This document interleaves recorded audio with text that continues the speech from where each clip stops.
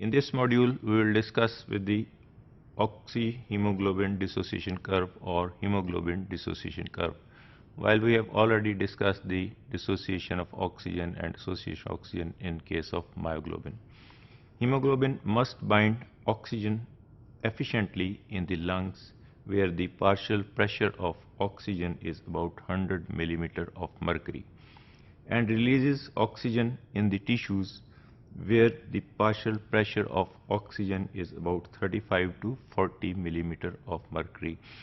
जो हमने अभी तक देखा है वैसे भी ह्यूमन बॉडी में जो फंक्शन है हीमोग्लोबिन का वो ये है कि ये ऑक्सीजन लेता है फ्रॉम द लंग्स और ये अल्टीमेटली उनको ट्रांसपोर्ट करेगा ऑक्सीजन को to the peripheral tissue.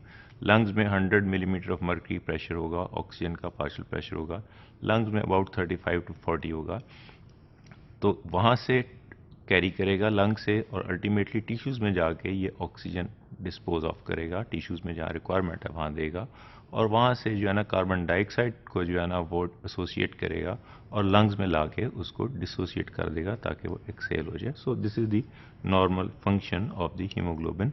We will discuss in this module how this happen in terms of the curve. We have already discussed that the myoglobin has a hyperbolic type of curve कि इसमें myoglobin में हमने देखा था कि about 1 millimetre of mercury पे जो है ये हाफ सैचुरेट हो जाता है. P50 इसकी 1 मिलीमीटर ऑफ मर्करी पे है, जबकि इसको हम हाइपरबोलिक कर्व से डिफाइन करते हैं. ऑक्सी हीमोग्लोबिन कर्व को या हीमोग्लोबिन कर्व को हम जो है ना एस शेप्ड कर्व है इसलिए इसको हम सिग्मोइडल कर्व भी बोलते हैं.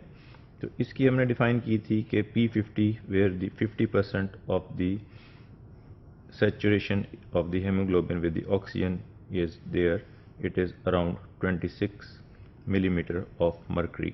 तो 50% यहाँ पे होगा तो जब 26 को डबल करेंगे तो 52 के अराउंड जो है ये सारी की सारी 100% इसकी ऑक्सीजन जो है वो इसके साथ अटैच हो जाएगी और ये फुली सैचुरेट हो जाएगा. This is the diagrammatic typical presentation of oxyhemoglobin dissociation curve. We already discussed in the first slide कि जहाँ lungs में 100 मिलीमीटर ऑफ मर्करी जो है उसका पार्शियल प्रेशर है ऑक्सीजन का, यहाँ हम देख रहे हैं कि 100% सैचुरेशन है. ये देख रहे हैं हम यहाँ पे 100% सैचुरेशन यहाँ से शुरू हो गई है ऑक्सीजन की. और ये जिस वक्त हम देखते हैं इसको लोअर साइड पे तो हमने डिफाइन किया था कि around 30 to 40 millimetre of mercury जो है वो पार्शियल प्रेशर है ऑक्सीजन का इन दी tissues.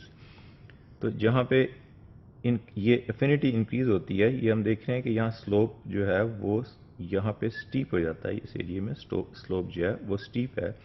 It is because of the increasing slope indicates that increased binding affinity. कि हमने इनिशियली भी डिफाइन किया था कि जब एक ऑक्सीजन का मॉलिक्यूल लग जाता है तो उसके साथ उसकी एफिनिटी बढ़ जाती है और फर्दर मॉलिक्यूल जो उसको है ना वो T से R स्टेट में कर देते हैं और उसकी एफिनिटी आहिस्ता आहिस्ता हर मॉलिक्यूल अटैच होने से इंक्रीज होती जा रही है. तो इनिशियली यहाँ ये थोड़ी सी जो है ये इसके लाइन के साथ है, यहाँ थोड़ा जो है ना कम सैचुरेशन है. जब थोड़े से मॉलिक्यूल्स एक दूसरे के साथ अटैच हो जाते हैं तो इतनी इसकी एफिनिटी इतनी इंक्रीज हो जाती है कि 30 टू 40 मिलीमीटर ऑफ मर्करी जो कि प्रेशर है in case of partial pressure है in case of tissues peripheral tissues, तो वहाँ पे ये उसको स्ट्रांगली बाइंड करता जाता है. और इसी तरह जहाँ पे एक्सरसाइज मसल में जो है ना ये इसी तरह ऑक्सीजन डिलीवर करता जाता है. तो और लेकिन ये ऑक्सीजन की सैचुरेशन मैक्सिमम है around 100 millimetre of mercury in the lungs. तो लंग्स में ये लेगा ऑक्सीजन को और अल्टीमेटली यहाँ जाके डिलीवर करेगा टिश्यूज़ में जहाँ पे एक्सरसाइज मसल में जहाँ पे ऑक्सीजन जो है ना वो सैचुरेशन जो है उसकी कम हो जाएगी और वहाँ उसकी पार्शियल प्रेशर ऑक्सीजन का कम है. We will discuss in detail कि ये सारा कुछ किस तरह होता है.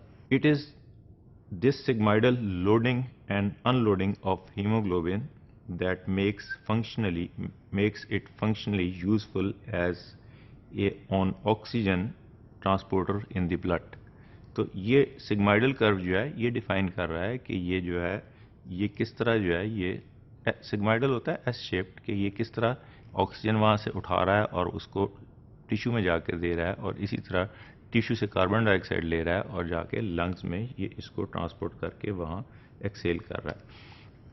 The sigmoidal binding curve of hemoglobin of oxygen is possible due to multi-subunit structure of hemoglobin, that is, as we have discussed already, 2 alpha and 2 beta chains. जबकि myoglobin में ये इसलिए पॉसिबल नहीं है कि वहाँ एक ही चेन है सिर्फ और वो मोनोमर है, ये टेट्रामर है.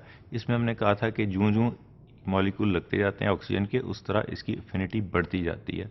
तो ये सिग्माइडल कर्व इसी वजह से है कि एफिनिटी उसकी बढ़ती जाती है और मोर एंड मोर ऑक्सीजन फैसिलिटेटेडली उसके साथ अटैच हो जाती है, और यही इसका रिवर्स प्रोसेस होता है कार्बन डाइऑक्साइड की एसोसिएशन और डिसोसिएशन में. As described earlier, binding of oxygen molecule includes conformatory change in the hemoglobin structure resulting in transition of hemoglobin from the low affinity, that is taut or tight state, to the high affinity, that is relaxed state. हमने define किया था पिछले modules में कि oxygen जो लगती है इसके साथ एक मॉलिक्यूल अटैच होता है, तो उसके लिए टी स्टेट से वो आर स्टेट में उसकी अगला जो है ना वो मोनोमर उसका रिलैक्स हो जाता है और उसको एफिनिटी इंक्रीज कर लेता है. इसी तरह उसकी कन्फर्मेटरी चेंज होती है उसकी मॉलिक्यूल में, उसके प्रोटीन के स्ट्रक्चर में हीमोग्लोबिन के, जिसकी वजह से more and more molecule easily उसके साथ जो है ना वो अटैच होते जाते हैं. These changes significantly increase the affinity of the remaining unoxygenated hemes for oxygen as subsequent binding requires the disruption of fewer ionic bonds. ये भी हमने डिफाइन किया था पिछले मॉड्यूल्स में कि इनिशियली अगर हमने एक डायग्राम प्रेजेंट की थी कि उसमें काफ़ी सारे बॉन्ड लगे हुए हैं, तो जब एक ऑक्सीजन आता है लग जाता है उसके साथ, तो कुछ बॉन्ड उसमें से टूट जाते हैं, तो नेक्स्ट ऑक्सीजन को लगना उसके लिए, अटैच होना उसके लिए ईजी हो जाता है और उसकी affinity बढ़ जाती है.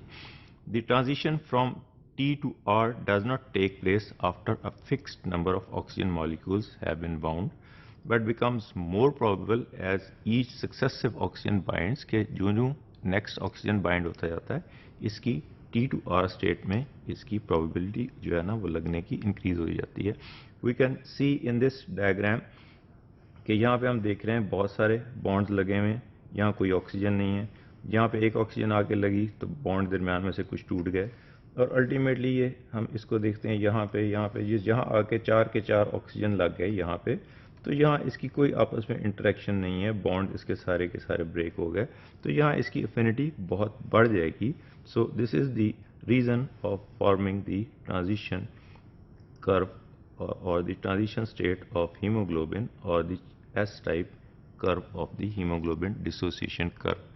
This effect is referred to as heme interaction, कि हम इस इफेक्ट को कि एक मॉलिक्यूल ऑफ हीम जो है उसके साथ ऑक्सीजन लगी तो उसने ट्रांजिशन उसमें कन्वर्ट हो गए, उसने जो है ना उसके मॉलिक्यूल इस तरह के बना दिए कि उसकी कन्फर्मेटरी चेंज होगी, एफिनिटी इंक्रीज होगी, तो उसके साथ वाला मॉलिक्यूल जो है उसमें भी जो है ना उसने थोड़ी सी चेंज की और वो उसने भी एफिनिटी इंक्रीज कर दी.